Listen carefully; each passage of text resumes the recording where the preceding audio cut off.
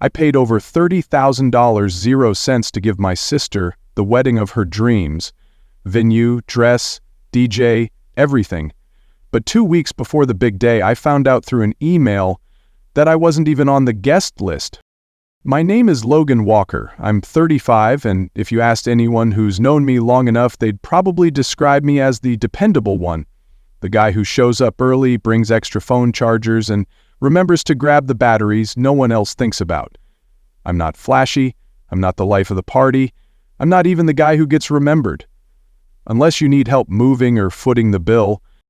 So when my younger sister Melissa got engaged to her boyfriend Tyler last year, it wasn't a surprise when she turned to me. Not for emotional support. Melissa never really saw me like that. No, she needed help funding her dream wedding. And by dream, I mean extravagant.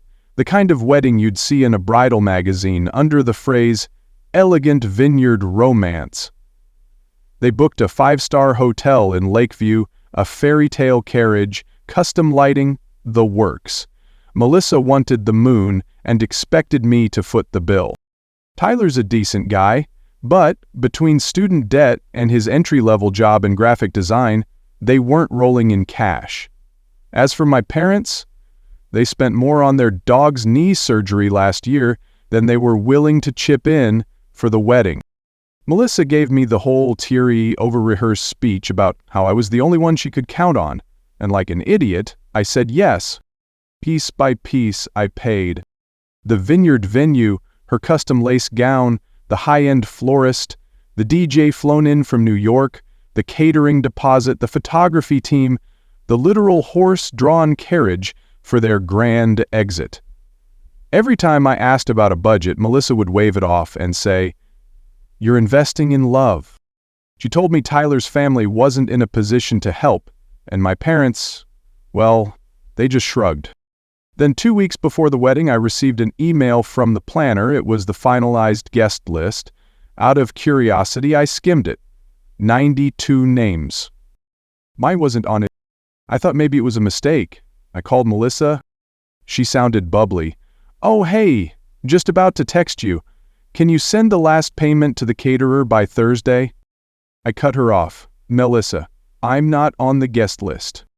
There was a pause. Then that sigh people use right before they say something cruel with fake softness. "Logan, we really wanted a relaxed vibe. And you can be kind of tense at parties, you know? You don't dance, you mostly just stand in the corner." I just thought, maybe it'd throw off the energy. I was stunned. I paid for the wedding. "I know, and I'm so grateful," she said. "But that doesn't mean you have to be there, right? You're more of a behind-the-scenes guy. Like the foundation. Invisible, but important." I didn't sleep that night. Not out of anger, not sadness, just a kind of emptiness that made me realize Melissa never saw a brother. Just a walking checkbook. I reopened the contracts. Every vendor had my name. Every one of them had a clause for cancellation up to 72 hours before the event. And that's when the idea came to me. Not out of rage, but a calm, cold clarity.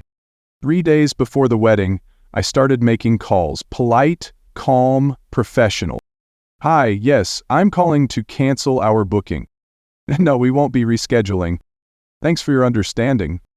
The florist, DJ, photographer, caterer, all canceled. Most were sympathetic.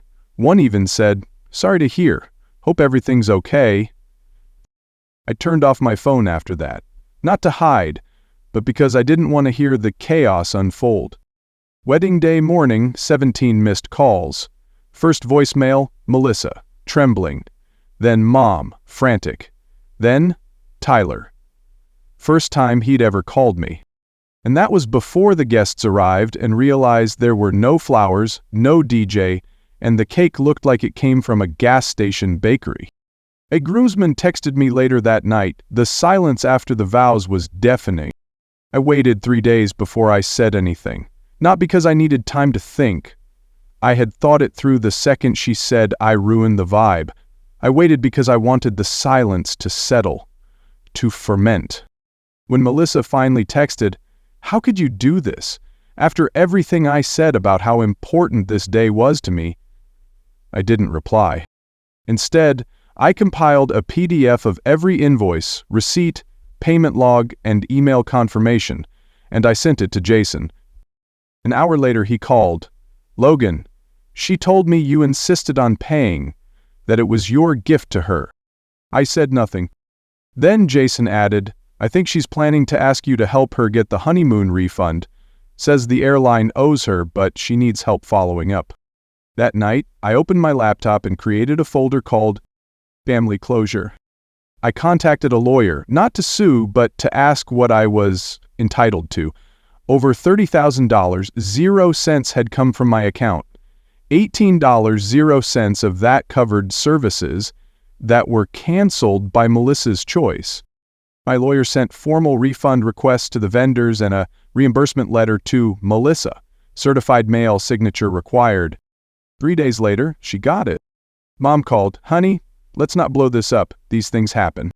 Melissa texted, "You're seriously doing this? Over flowers? You're sick." That made me laugh. Then came an email from Jason. "Ethan, I found an old email Melissa sent her friend. She called you her plan B if Dad said no. She never intended to pay you back, never intended to invite you. She said it would be weird to have you there with her real friends. I'm embarrassed. I'm taking some time away from her. I cancel our honeymoon rebooking. I'm staying at my brother's for now. Thank you for everything." That was the first real acknowledgement I'd received in months. Melissa never responded to the lawyer. So, we went to small claims court. She showed up, looking hollow.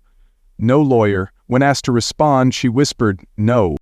The judgment was in my favor, $11,643, 0 cents.